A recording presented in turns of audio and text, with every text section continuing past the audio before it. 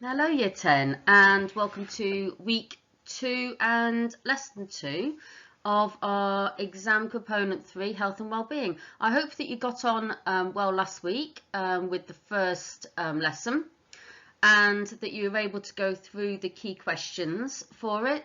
If there's anything on there that you were uncertain about, then please get in touch and ask the question. But also you can go back to your facts book and double check and read through them again and make sure that you're happy with them.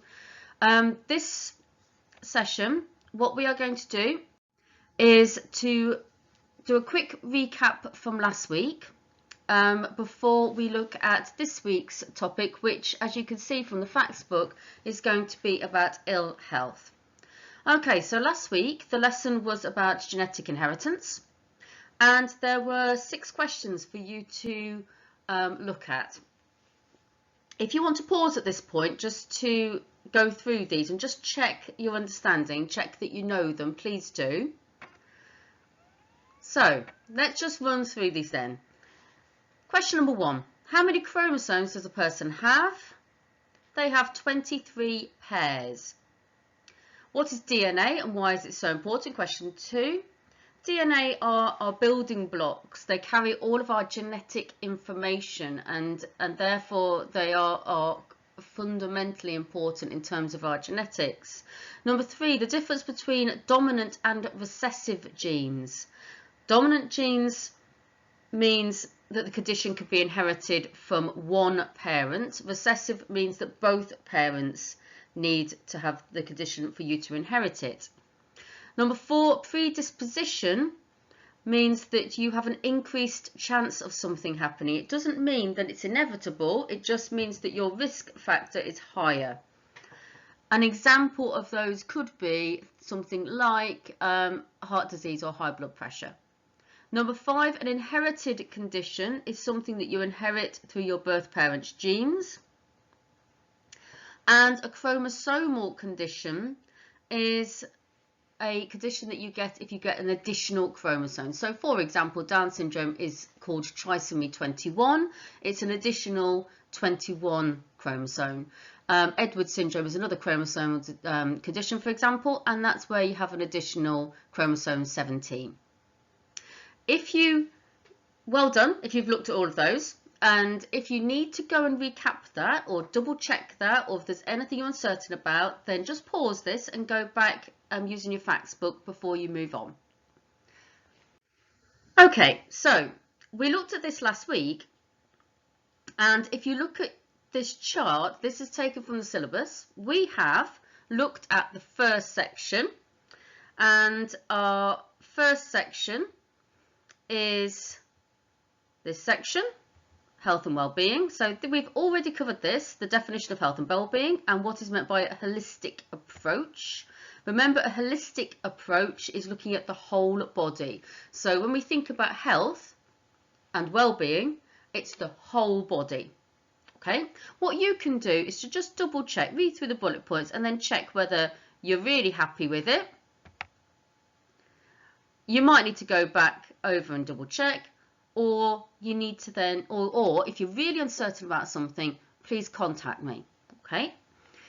Last week we looked at this genetic inheritance. So we looked at inherited physical characteristics. So just remind yourselves about that. So things like you inherit from your birth parents things like your hair colour, your eye colour, your skin colour. You also inherit your blood type and so on. Inherited conditions we've looked at, and we've looked at dominant and recessive genes, and predisposition.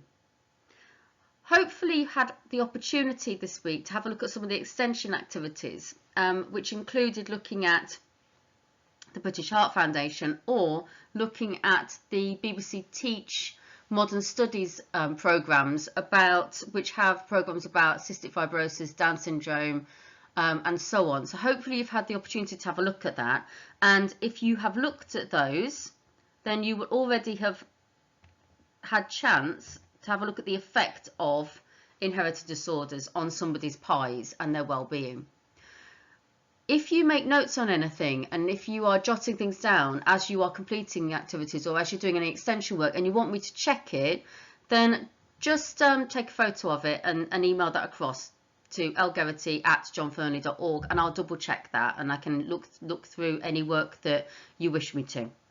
Okay, so this week, this is what we're looking at. We are going to be looking at ill health, and the 3 things we're going to be focusing on is chronic illness, acute illness, and accident and injury, okay, and how that is managed.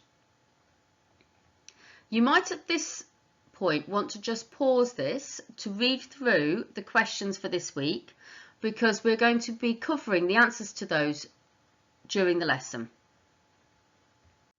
Okay, so we are looking at component 3, and we're looking at today we're going to be looking at ill health. So the first thing that we need to look at is to make sure that we understand the definitions. This is question 1 in your key questions for this week. So a chronic illness. Okay, chronic illness means long term. So a chronic illness is a long-term illness. Usually it's an illness that is lifelong, but it's definitely something that is 6 months plus. So it's usually something which can be treated but can't be cured. This does not mean that it can't be managed. So for an example of chronic illness could be if somebody has asthma, for example. Asthma is a condition that is lifelong, so therefore it's chronic. It can be treated very effectively with inhalers or steroids, for example, but it's not something that could be cured. But that does not mean that a person with asthma feels the effects of that illness every day. If asthma is controlled effectively and managed effectively, it may have a minimal impact on that person's life. So a chronic illness is something that happens for a long time, usually lifelong, and usually not cured. Another example could be something like diabetes, for example, or arthritis, for example. Okay, an acute illness is the opposite, is a short-term illness. It's normally something that comes on very quickly, and it's usually short-term, and short-term usually less than 3 months. And it's also something that can be cured often. So an example of an acute illness are many of the common illnesses that we get in childhood. So things like sickness bugs, chicken pox, common cold, for example. All of those are acute illnesses. They're ones that many of us get. They may not be very pleasant, but they don't last very long and we get over them. They're short term. Now I want you just to pause this for a moment and just have a look at which of these would you say are chronic illnesses and which ones are acute illnesses. You might just want to pause this and maybe jot some of these down. Please don't worry if there's any that you're not quite certain about. Just look at the ones that you know, and if you can jot these down maybe into 2 columns, and we'll go through the answers in just a second.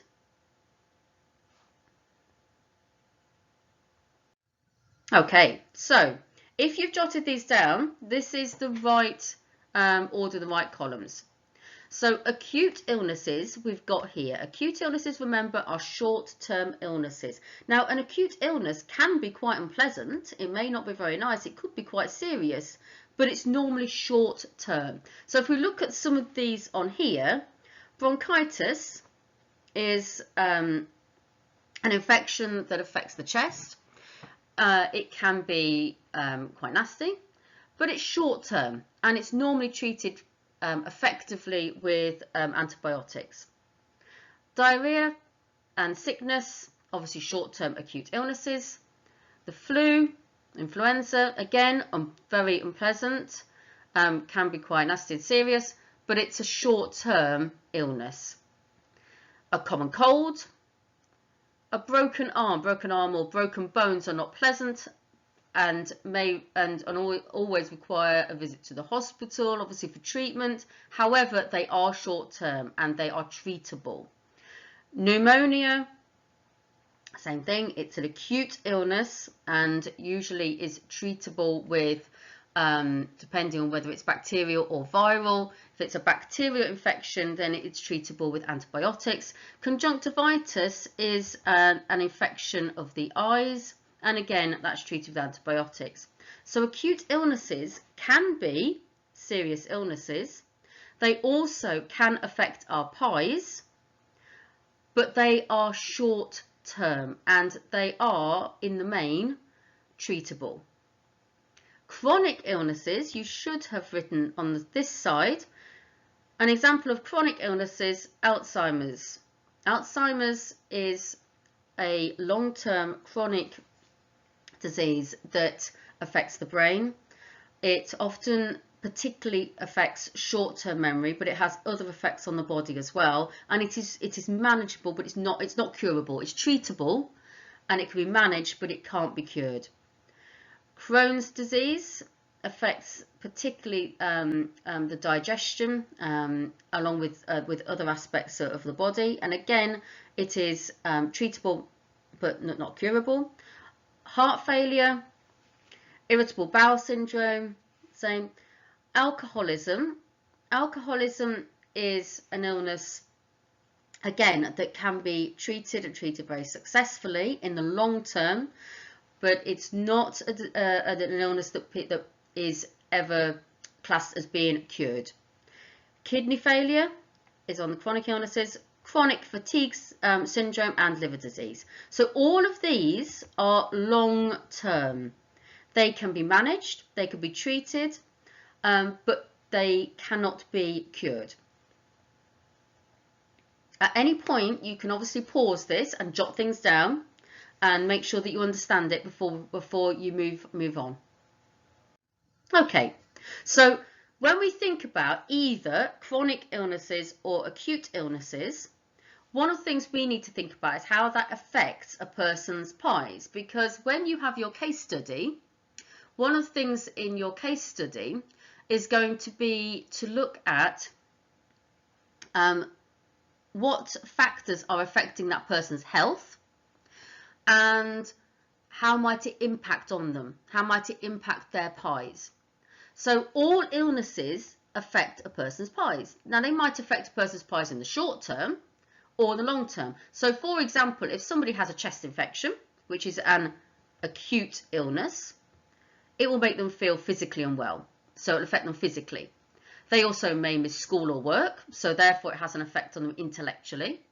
They may feel low, they may feel down, they may feel unhappy about it, so it affects them emotionally. And also they may miss seeing friends, they may not be able to go out, they may miss a social event, or they may miss seeing friends or colleagues and so on. So it affects them socially.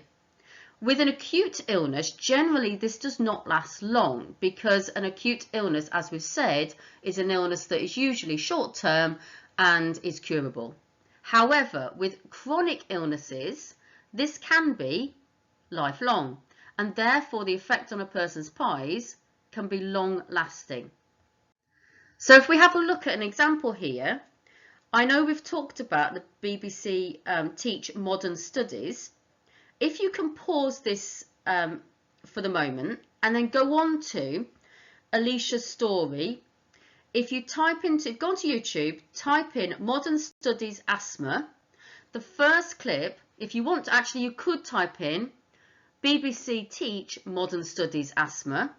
The first clip you'll see will be this screenshot, and it will say Living with Asthma, Alicia's story.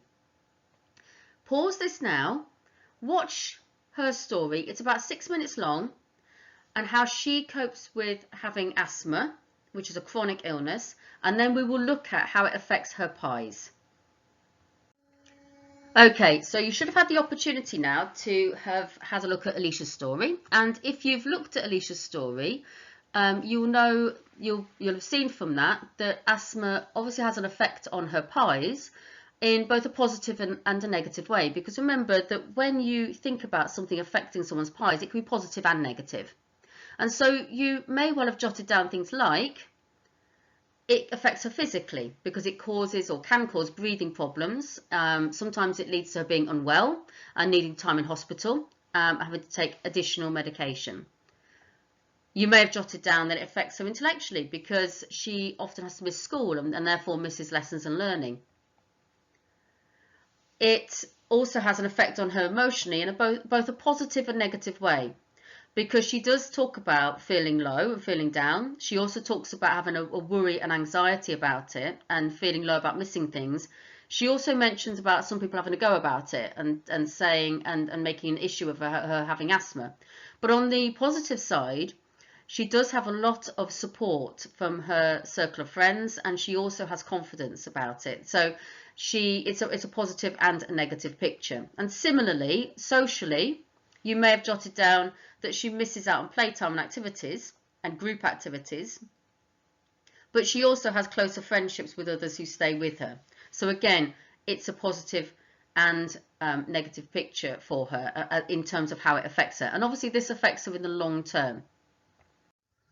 The last thing that we are looking at this week is accident and injury. Now, sometimes an accident or injury can affect a person's pies, and this can happen with any kind of accident or injury, but it's much more likely if it's a life-changing situation, such as a bad car accident. An example of this are the young people who had life-changing injuries as a result of the accident at Alton Towers a few years ago. If you wanted to find out a bit more about it, there's quite a few clips of them talking about the effect that it's had on them, which you could look at. It gives you a picture about how it's affected their pies. Also, this young man here, Billy Monger, is another example of this. I'm going to ask you to pause this, to go onto YouTube, and if you type in Billy Monger story, the first clip that comes up will look like this. Okay, it's a BBC one. It was on BBC 3, and it's about 6 minutes long, and it's the story of what happened to him. If you can pause it now, go and have a watch, and again do the same thing. Jot down how this accident affected his pies. Okay, so you've had a look at that. Billy Monger was a Formula 3 driver. He had a bad accident while racing. How did this affect his pies? Remember, affecting pies is positive and negative. So if you've watched that and jotted things down, you might have jotted things down such as, physically, he lost both of his legs, and therefore he has, moving forward, the physical challenges of adaptation and adapting to being an amputee, and really having to look at the skills of that, which links to this, having to learn new skills as an amputee. Also having to learn to drive again using only his hands. And so intellectually, this had a significant impact on him also. Emotionally, you'll see in the clip that he does talk about feeling low, but actually the majority of this is actually really positive. It's a very positive outlook. He talks about resilience, determination, being determined to drive again, having a very positive outlook. And again, he had a good support network around him, which links to social, really good support network, family, friends, and his racing team. Again, if you want to pause this, jot things down, please do. So, in summary today, any illness can affect a person's pies and also their development. Some acute illnesses are also expected life events, for example, the common cold or chickenpox. Some acute illnesses are not expected, such as a heart attack, and their impact can be just as bad as a chronic condition, but usually not as long term. A chronic condition is one which is lifelong and usually not cured, but it can be treated and controlled, for example, diabetes. An accident or injury can affect a person depending on other factors, how serious it is, and also the circumstances and life stage of that person. So, for example, some people may be able to look at it in a very positive way and see it as a new beginning. Katie Piper is a good example of that. Billy Monger is a good example of that. But not everybody has the circumstances to look at things in the same way.